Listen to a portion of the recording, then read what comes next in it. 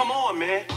And with the local DVC news, Ellen Cool J with a triumphant comeback. For a solo but tonight. Don't call it a comeback. I've been here for years. I'm rocking my peers, with suckers and beer, making the tears. Oh boy, that is some delicious goodness. Thank you, Chop. Really appreciate that. Yeah, one more. Yeah. All right, let's go. Welcome to the Week 11 video log, brought to you, as always, by Patch.com. You want to know what's really going on in your community? You've got to get patched in. Earlier today, I checked out the patch out of Caledonia, Wisconsin. Looks like the Ball-Star Rappers are still going strong. Now, look, I know. Some of you don't really care about the Ball-Star Rappers, but that's not the point. The point, my friends, the point is really, really simple. It's that Patch.com is your source for news in the area. Get patched in. How many times I got to tell you this, huh? Let's get that done. A couple of NFL tidbits for you. First off, we had a tie this week. Not in fantasy, but in the real NFL, we had a tie this week. Big Sexy's beloved St. Louis Rams tied with the San Francisco 49ers. And so my question to you, Lippy, is how's your sister taste? In other news, my beloved Seattle Seahawks hosted the New York Football Jets. And let's face it, folks, they've got problems. I think John Madden once said that if you've got two quarterbacks, you don't really have one. And not only do they not have one, they don't have it. Well, they still got McElroy. McElroy's probably sitting there, by the way, as into the news today. Several New York Jet football players have come out and said, you know, when asked, you know, who should be the quarterback, should it be Sanchez, should it be Tebow? They said it's not even close. It should be Sanchez because Tebow is awful. That is a direct quote. McElroy's got to be sitting there going, hey, when do I get my chance? I'm better than both these idiots.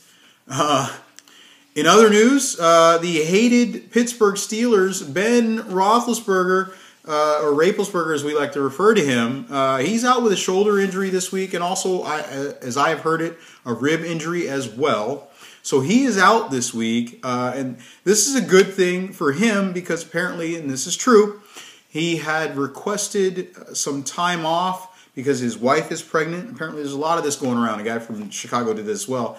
But his wife is pregnant. She's due any time now. And so he requested some time off so that he could be there for the birth of his child. And you know what? Who wouldn't want to do that as a dad? You know, it's very, very sweet. He wants to be there in the living room with his wife. But speaking for dads all over the world, let me just say this. I hope that motherfucker has a girl. All right, because he's got that coming to him.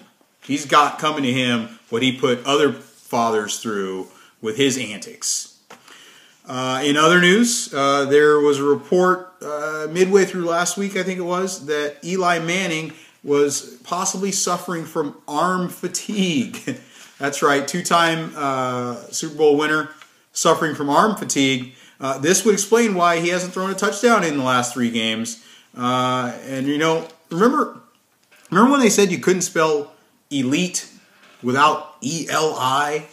Well, here's a few other words that you can't spell without E-L-I.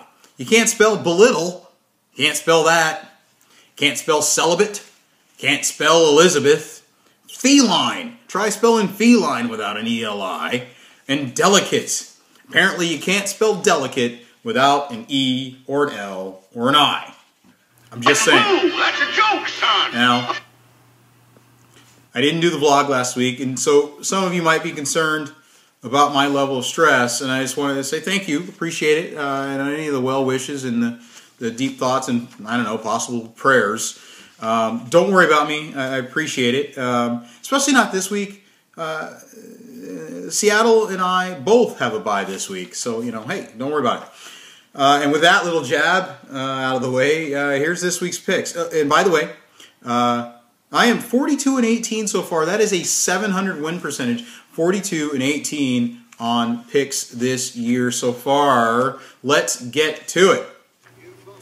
In our first matchup, Bill, you've been moaning all year that I just don't give your team enough respect or credit. And this week, you face an Orb team that is having a tough time of it this year. So, you know what? Prove me wrong. All right? This week, I'm picking you to win. And I'm going to tell you right now, if you don't win this game, you know, I'm picking you. You don't win this game against a down orb team, you're dead to me. Absolutely dead to me. And what promises to be a laugher, I'm going to take Steel over Tiny, or as I may continue to refer to him after this week, Boogie Woogie Jr. I already mentioned my bye week, so there's no point talking about my game anymore. This week, the Madman plays the Toots.